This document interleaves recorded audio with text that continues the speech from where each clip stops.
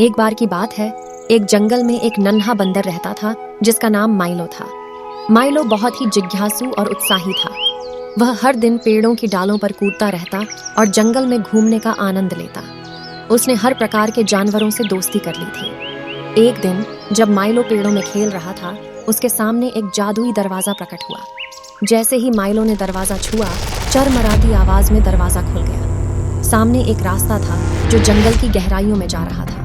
उसने सोचा, क्यों ना इस रास्ते का पता करके देखूं, और वह उस रास्ते का पीछा करने लगा। उसकी खोज में वह जंगल की गहराइयों में पहुंच गया। बहुत देर बाद वह एक खुली जगह पर पहुंचा जो चांदनी की रोशनी में बत्ती थी। वहां एक विशाल पेड़ खड़ा था, ऐसा पेड़ जिसे उसने कभी देखा नहीं था। उसकी डालें आसमान को छूने लगीं और पत्तियां चांद की किरणों में चमक रही थीं। माइलो को बड़ी चौंक और आश्चर्य हुआ। जैसे ही वह पेड़ की ओर बढ़ा, उसने वहां से आवाज सुना, माइलो, स्वागत है। माइलो हेर फेर कर देखने लगा कि आवाज कहां से आ रही है। डरो मत, आवाज फिर बोली, मैं जंगल की प्राचीन आत्मा हूं और मैंने तुझे बुलाया है।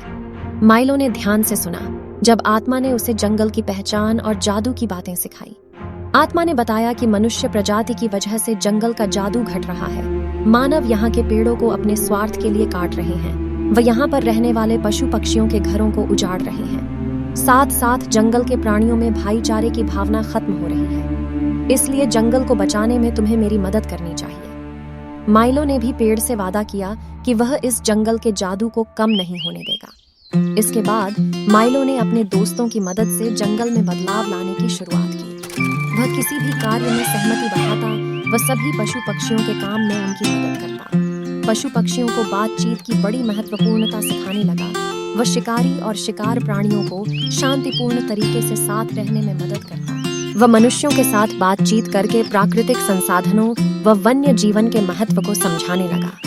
जैसे जैसे माइलो ने दयालुता और समझदारी फैलाई, वैसे वैसे जंगल में बदलाव आने लगा।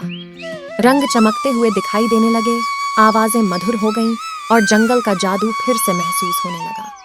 इस तरह हर रात माइलो अपने जंगल के दोस्तों के साथ उस पुराने पेड़ के नीचे बैठकर आत्मा की कहानियों का आनंद लेता। दिन बीतते बीतते जंगल में बदलाव दिखाई देने लगा और माइलो का मन और भी बड़ा हो गया। जब चांद जंगल पर चमकता तो माइलो को यह आभास होता है कि उसने अपना सही मकसद पा लिया है।